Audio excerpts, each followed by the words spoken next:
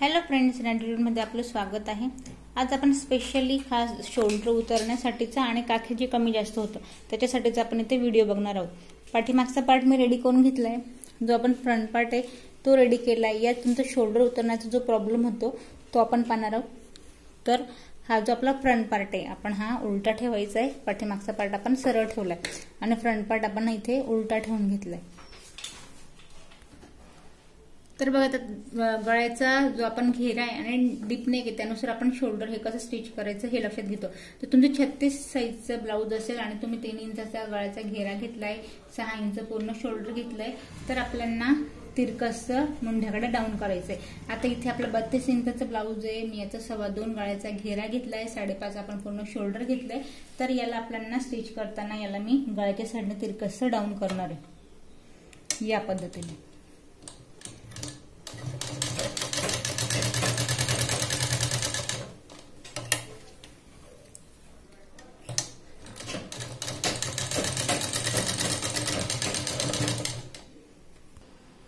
तर याला मी आपण गळ्याकडे डाऊन केलंय। तसंच ही जी दुसरी जो आपला पार्ट आहे, आता परत एकदा याच पद्धतीने याला आपल्याला तिरकसर ठेवायचं आहे आणि याला डाऊन करताना गळ्याच्या साईडने आपल्याला बघा, आता हा जो मागचा पॉइंट आहे याला व्यवस्थित या पद्धतीने तिरकस आपल्याला डाऊन करायचं आहे।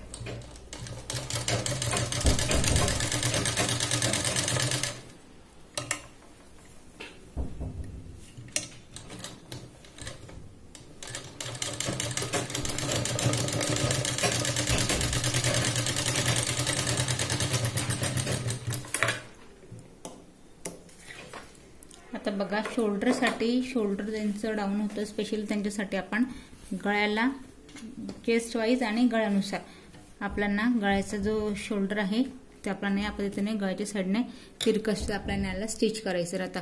त्यानंतर आता परफेक्ट स्लीव मॅच करायची आणि साईड पॉइंटला कमी जास्त होणार नाही या हिशोबाने आपल्याला याला स्टिच करायचं आहे।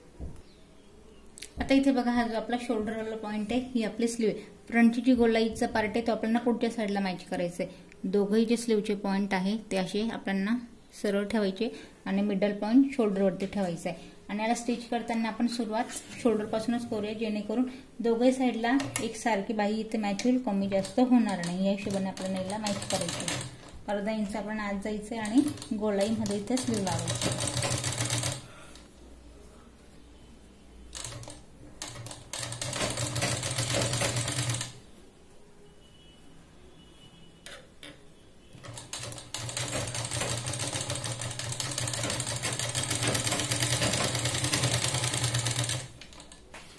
आता आपण पुढच्या साईडला स्लीव मॅच केली, परत आपण फक्त कापड फिरून घेतलंय, प्रेस वरती केलंय, परत आपल्याला या पद्धतीने या पॉइंटला डबल शिलाई लावा, शोल्डर पर्यंत यायचं।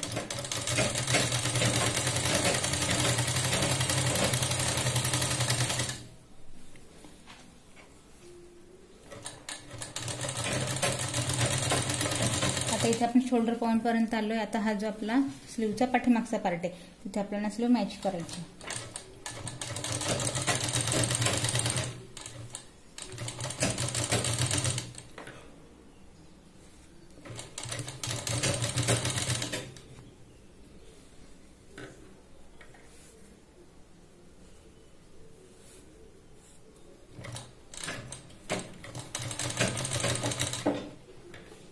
अगदी एंडिंग पर्यंत आपण व्यवस्थित स्लीवचा मॅच करतो।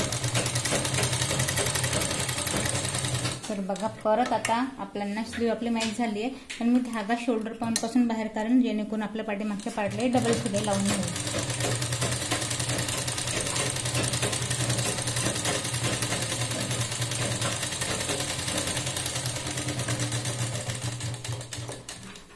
तर इथे बघा, आपली स्लीव परफेक्ट दोघही साईडने आपली इथे व्यवस्थित मॅच झाली।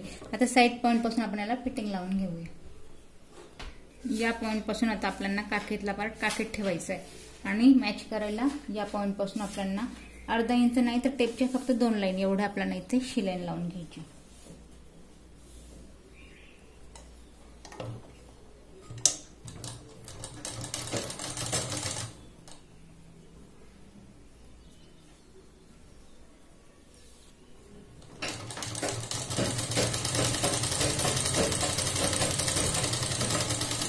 काखेतला पार्ट मी काखेत व्यवस्थित मॅच केलाय। आता बघा कापड सरळ ठेवून घेतलंय आणि याला पूर्णपणे आपले जो फिटिंग वाला पार्ट आहे त्या पॉइंटला कापड आपल्याला इथे सरळ प्रेस करायचं आहे।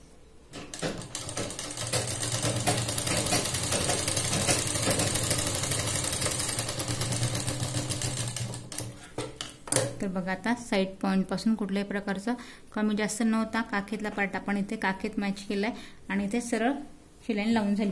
आता एक्स्ट्रा जो कापड आहे याला आपण कट करून घेऊया। मग आपण फायनल जी फिटिंग आहे ती आपण आता आतल्या साइडने लावणार आहोत। आता फायनल फिटिंग कशी लावतात आपण हे सुद्धा पाहूया, पण आधी आपण हा एक्स्ट्रा कापड इथे कट करून घेतलाय।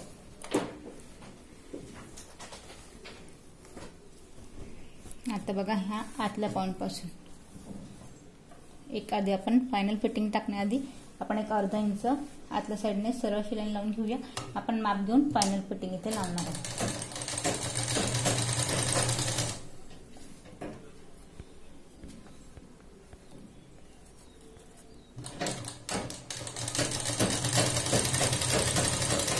साडीचा कापड असल्यामुळे आत हा चुनी किंवा गुढी पडू शकते, त्याच्यामुळे आपण करायचं काय, सारखा कापड ठेवल्यानंतर या पद्धतीने याला प्रेस करायचं हाताने।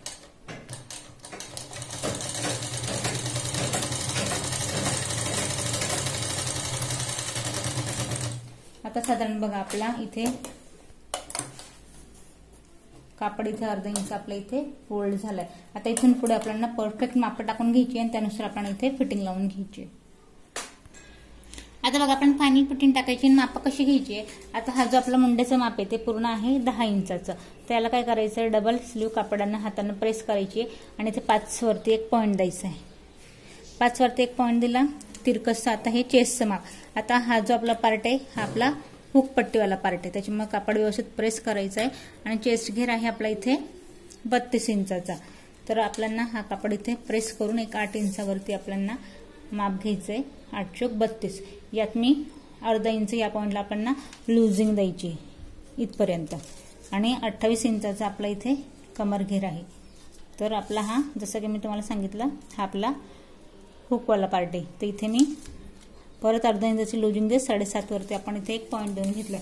आता बघा जेवढे मी इथे पॉइंट दिले तुम्हाला आधी इथे ड्रॉ करून दाखवते। ही आपली फिक्स जी आहे ती आपली फिटिंग वाली लाईन असणार आहे। याला आपल्याला तिरकस इथे आपली फायनल फिटिंग होणार आहे, पण त्याच्या आधी इथे आपण 3 जे आहे त्या लाईन लावून घेऊया। 3 आपण शिलाई लावून मग इथे फायनल आपण इथे शिलाई टाकणार आहोत।